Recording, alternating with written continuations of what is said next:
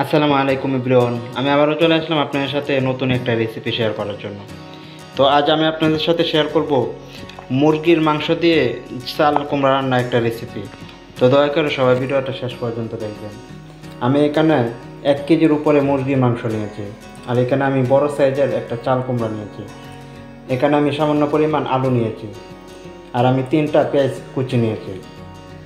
এখানে আমি তেজপাতা, দারচিনি, এলাচ এবং লবঙ্গ নিয়েছি। তো রান্নাটা করার জন্য প্রথমে আমি মশলাগুলো কষিয়ে নেব। তো মশলাটা কষানোর জন্য প্রথমেই আমি এলাচ, দারচিনি এবং তেজপাতাগুলো দিয়ে দিচ্ছি।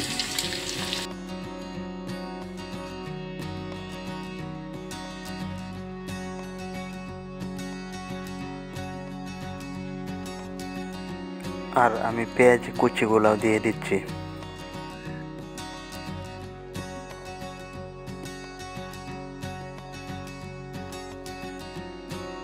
আমি পেঁয়াজ কুচিগুলো প্রায় 2 মিনিটের মতন ভেজে নিয়েছি। এখন আমি তার মধ্যে 1 চামচ পরিমাণ আদা রসুন বাটা দিয়ে দিচ্ছি, এবং এই আদা রসুন বাটা সহ আমি পেঁয়াজ কুচিগুলো আরও কিছুক্ষণ ভেজে নেব। তারপর আমি পরিমাণ মতো পানি দিয়ে দিব। তারপর আমি গুঁড়া মশলাগুলো দিব। তো আমি সামান্য পরিমাণ পানি দিয়ে দিলাম। এখন এক এক করে আমি গুঁড়া মশলাগুলো দিয়ে দেব। আমি প্রথমে দিয়ে দিচ্ছি 1 চামচ পরিমাণ মরিচের গুঁড়া, এবং দিয়ে দিচ্ছি 1 চামচ পরিমাণ হলুদের গুঁড়া, এবং তারপর দিয়ে দিচ্ছি আমি 1 চামচ পরিমাণ জিরার গুঁড়া, এবং আমি দিয়ে দিচ্ছি আমার পরিমাণ মতো লবণ। আপনারা আপনাদের পরিমাণ মতো লবণ দিয়ে দেবেন।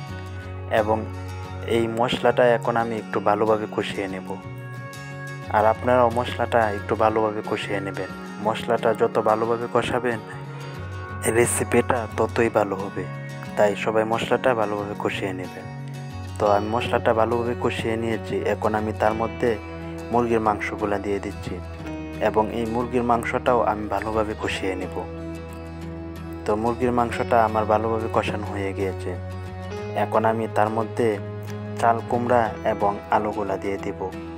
আমি প্রথমে দিয়ে দিচ্ছি চাল কুমড়াগুলা, এবং তার সাথে সাথে দিয়ে দিচ্ছি আমি আলুগুলাও, এবং এই আলু এবং চাল কুমড়া সহ আমি মুরগির মাংসের সাথে ভালোভাবে মিশিয়ে নেব।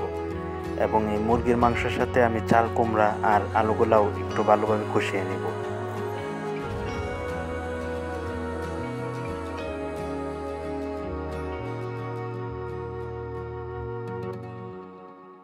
তো চাল কুমড়া সহ আমি মুরগির মাংসটা আরও ভালোভাবে কষিয়ে নিয়েছি। আপনারাও ভালোভাবে কষিয়ে নেবেন। এখন আমি আমার পরিমাণ মতো পানি দিয়ে দেব। দেখেন আমি আমার পরিমাণ মতো পানি দিয়ে দিয়েছি। আপনারাও আপনাদের পরিমাণ মতো পানি দিয়ে দিবেন। এখন আমি 10 থেকে 15 মিনিটের জন্য একটা ঢাকনা দিয়ে ঢেকে দেব। আমি 15 মিনিট পর আবারও চলে আসব। আমি 15 মিনিট পর আবারও চলে আসলাম। দেখেন আমার রান্নাটা কিন্তু সম্পূর্ণ হয়ে গিয়েছে। তো আশা করি ভিডিওটা আপনাদের কাছে ভালো লেগেছে। আপনারাও বাসায় রান্না করার ট্রাই করবেন। আশা করি আপনাদের কাছে অনেক ভালো লাগবে। তো এই ভিডিওটা যদি আপনাদের কাছে ভালো লেগে থাকে তাহলে অবশ্যই আমার ভিডিওতে লাইক, কমেন্টস এবং আপনাদের বন্ধুদের সাথে অনেক অনেক শেয়ার করবেন। আর দয়া করে সবাই আমার চ্যানেলটা সাবস্ক্রাইব করে দেবেন। তো আজকের মতো এখানে বিদায় নিলাম। সবাই ভালো থাকবেন। আল্লাহ হাফেজ। নেক্সট ভিডিওতে আবারও দেখা হবে।